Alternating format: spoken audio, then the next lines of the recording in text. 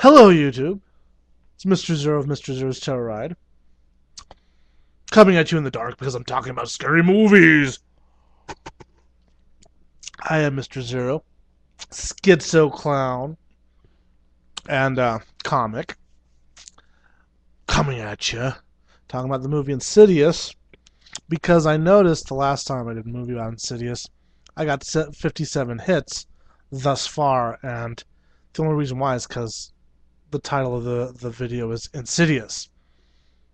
And it wasn't that good of a video, so I'm kind of doing this as a follow-up to that, because I so rarely get so many hits.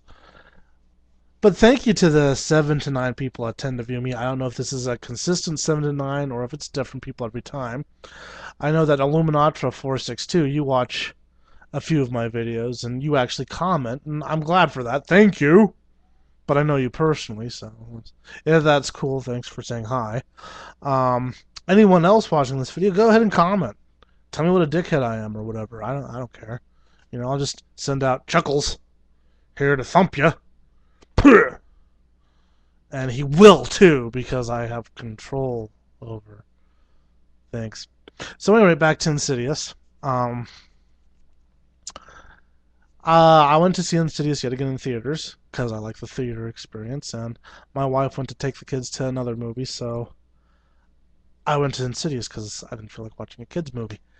And it was perfectly timed. My Insidious started like 10 minutes ahead of this other movie, and it's like 10 minutes longer, so it was perfect timing. So she let me go see it, and I had a better audience this time, except there was a guy on the phone. That was the worst part. The worst audience member I've ever seen. He sits there, he's talking on his cell phone in the middle of the movie for like a good minute. People were yelling at him by the end. You know, get off the phone! Getting really angry. I'm like going, this dude's gonna get his butt kicked if he doesn't watch out. Because people are getting really mad. I mean, of all the disrespectful things you can do during a movie is to sit there and talk on a phone, especially when there's only like 13 people. Probably not even that watching it. But I think the guy was a little touched, you know, so it doesn't excuse his behavior, it just explains it. But at any rate, without further ado, I shall give you my review of Insidious. I thought the acting was excellent. Writing was good. The atmosphere, which these guys are really good at. James Wan and Lee Whannell. They're really good at making these eerie, atmospheric kind of movies. You get the sense of dread throughout the movie, even though they have a classic comedy duo in there in the form of Specs, played by Lee Whannell, and Tucker, who is Angus Sampson, I think was his name. And I guess he's a rugby player, and like an actor, and like a writer, and you know, Australian athletes seem to be a lot better than our American athletes. But whatever. But you can see that they're when you watch the film, they're a classic comedy duo. You got the straight man and the comic, or you know, the clean cut guy and the slob, the white faced and the August, for those of you who understand clowning terminology. Specs is the white face, Tucker is the August, and it's laid out right when you first see them. They're on the screen, they're sitting there, you got a short guy with glasses on, you got not so short guy with a full beard eating, and for some reason I found it hilarious, he's eating a Hot Pocket, and he's eating it noisily, which helps to illustrate that these guys are meant to be kind of funny, because if you know anything about films, if someone's eating something on screen, you've got the microphone here, they've got microphones on their body, it's hard to pick up that sound without it.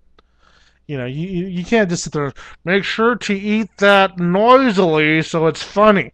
No, they have what's called Foley artists, and they're back in a recording studio after the film is already made, and I don't know if they do it before editing or after, but they'll sit there and they watch the film so they can get the timing down, and they'll do the sound effects. They'll sit there and someone's sitting there with the microphone going to make the chewing sound, or if you watch the extra features for one of the new Star Wars films, they show them working on doing the kiss scene where they're sitting there, they're watching it, and they're like trying to get the perfect kissing sound for the scene. That's a little movie insider that I'm sure plenty of you know about, but anyone who doesn't, yeah, in order to illustrate the comedy duo, they're making that guy seem sloppy by him eating it, and helps to weed out the knock jobs. And they're nice, funny little arguments they have back and forth with each other in the film. Subtle but funny. Um, I also found the movie to be kind of reminiscent of fairy tales. Um, and it, because you're following the story through the eyes of the mother, even though she doesn't play the hero. She's the one that's experiencing all the bad things, apart from the son who is in a coma. But she's the one that sees all the monsters come out, and she ends up going and getting advice from another woman, an older woman, sagely wiser woman than herself, who's already been through it. And she points her in the direction of your wizard witch character, good witch character, who has all the information, has all the rules, and she empowers the hero in the form of Josh by telling him, yes, you know how to astral project, and this is how you do it, and here you go, this is what you need to do to save your son. So, and then in that kind of turns Josh into like kind of a tragic hero because, as we all know, he loses, the old woman wins, the old witch wins, and we're left with the unanswered question: what happens next? Um, but as I pointed out to my wife, having Josh lose and die is tragic. If it were to be the mother, though, that, or it's horrific. Sorry, it's horrific. If it was the mother, it would be tragic, and so it would be a different kind of story. It wouldn't be scary anymore. It'd be more sad, with the scariness. Um, Another thing you might want to realize, I was reading about it on Wikipedia, and they don't seem to have this correct. When you begin the film, you see that orb in there, and it says, a James Wan production, and it spins around, and then you're in a kid's room. A lot of people, I'm assuming, probably think that that's Dalton's room. No, watch the film closely. That is Josh as a kid. And what I think's going on is you're seeing through his astral POV going through the house and running into the old lady. Just for your information, just FYI, if you thought that it was Dalton, I'm pretty sure it's not. Check out the pictures of Josh as a kid with the old woman that they look at, and he's wearing the same pajamas.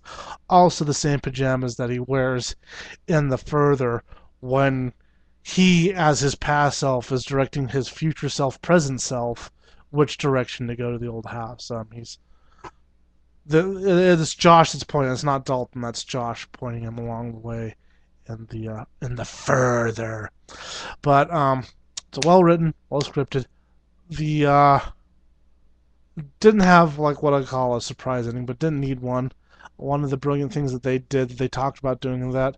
They said a lot of horror film has what they call fake jumps. They try to get you to sit there and something bad's gonna happen, something bad's gonna happen, and then nothing bad happened, and then something bad happens to kind of get you to jump. Instead of doing that, they pay off. Every time you think something scary is going to happen, something scary does happen, and that's brilliant. And another movie that I can think of that does that really well is clear back in the 1970s, The Watcher in the Wood. Every scene tries to have a jump scene in that movie, and I think that's kind of a worthy goal for a scary movie to try to have. And one day I'm going to talk about Watcher in the Woods. But anyway, as far as Insidious goes, is it a scary horror movie? I think it is. Is it worth seeing? I think it is. If you like ghost stories, stories about possession, whatnot, if you like to get creeped out, make your skin shiver, I have heard from several people that they also. I just lost my camera. I heard from several other people they also found this movie scary and creeped out. Um, my daughter actually walked into the theater for like 2 seconds and left, and so she told me to promise never to watch it again. I says, sorry, I bought the video. I will watch it many times and go to bed scared because of it. But this movie has my full recommendation, and my name's Mr. Zero, and I approve this message. End communication.